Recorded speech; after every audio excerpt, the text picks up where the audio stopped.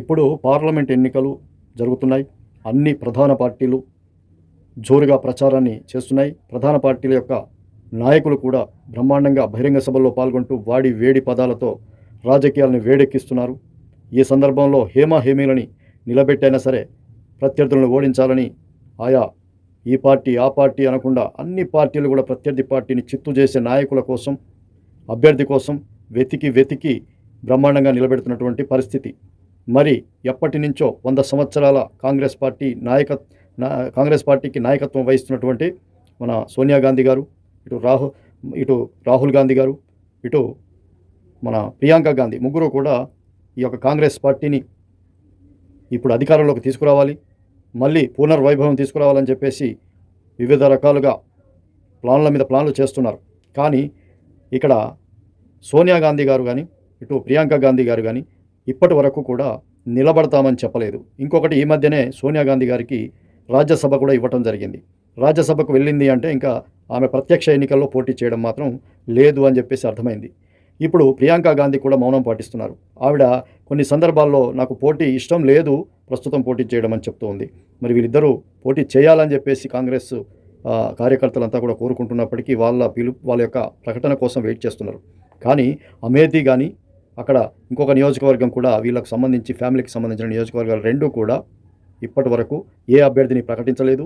వీళ్ళు కూడా మాకు ఇష్టం లేదు, మాకు ఎలాంటి ఇంట్రెస్ట్ లేదు అని చెప్తున్నటువంటి పరిస్థితి.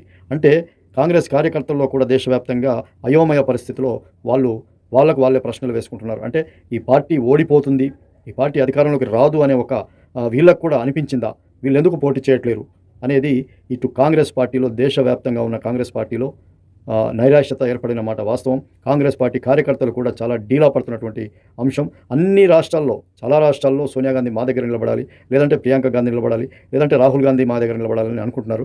రాహుల్ గాంధీ డిసైడ్ అయ్యాడు, కేరళలో నిలబడుతున్నాడు, అంతకుముందు ఉన్న వాయనాడులోనే. ఇప్పుడు వీళ్ళిద్దరూ కూడా మా రాష్ట్రం అంటున్నారు, కానీ వీళ్ళిద్దరికీ కూడా ఇంట్రెస్ట్ లేదు. ఈ ఇంట్రెస్ట్ లేని విషయాన్ని ప్రతిపక్షాలు దాన్ని ఆయుధంగా చేసుకొని కాంగ్రెస్ పార్టీ బతకదు, ఇంకా మేము బతికించలేము, మేము నిలబడ్డా మేము కూడా ఓడిపోతాము, ఉన్న పరువు పోతుందనే ఉద్దేశంతో నిలబడటం లేదు అని చెప్పేసి ప్రధాన ప్రతిపక్షమైన బీజేపీ విమర్శిస్తున్నటువంటి పరిస్థితి. దీనికి ఆజ్యం పోసినట్టుగానే సోనియా గాంధీ గారు కానీ, ప్రియాంక గాంధీ గారు కానీ ఇంతవరకు కూడా అసలు పోటీ చేస్తామని కాదు, ఆల్రెడీ సోనియా గాంధీ గారిది డిసైడ్ అయిపోయింది, ఆమె రాజ్యసభకి వెళ్ళిపోయింది. ఇటు ప్రియాంక గాంధీ కీలకంగా పోటీ చేస్తుంది అమేథీలోనైనా అని అనుకున్నారు. కానీ ఆమె కూడా పోటీ చేయను, నాకు ఇంట్రెస్ట్ లేదని చెప్పేసింది. దీన్ని బట్టి పూర్తి నైరాశ్యంలో కాంగ్రెస్ పార్టీ, అన్ని రాష్ట్రాల కార్యకర్తలు కూడా నైరాశ్యంలో పడ్డారు, పునరాలోచనలో పడ్డారు. అసలు ఏంటి ముఖ్య నాయకులు, వీళ్ళు పగ్గాలు చేతిలో ఉన్న నాయకులే వాళ్ళు వెనకడుగు వేస్తే ఈ పార్టీ పరిస్థితి అసలు నిజంగా వాళ్ళు లోపల ఈ పార్టీ అధికారంలోకి రాదు, మేము కూడా గెలుస్తామో లేదో అని అనుమానం ఉండే వీళ్ళు నిలబడతలేరని చెప్పేసి ప్రతి రాష్ట్రంలో కాంగ్రెస్ కార్యకర్తలు చాలా నైరాశ్యంతో ఉన్నారు, నాయకులు కూడా నైరాశ్యంతో ఉన్నారు.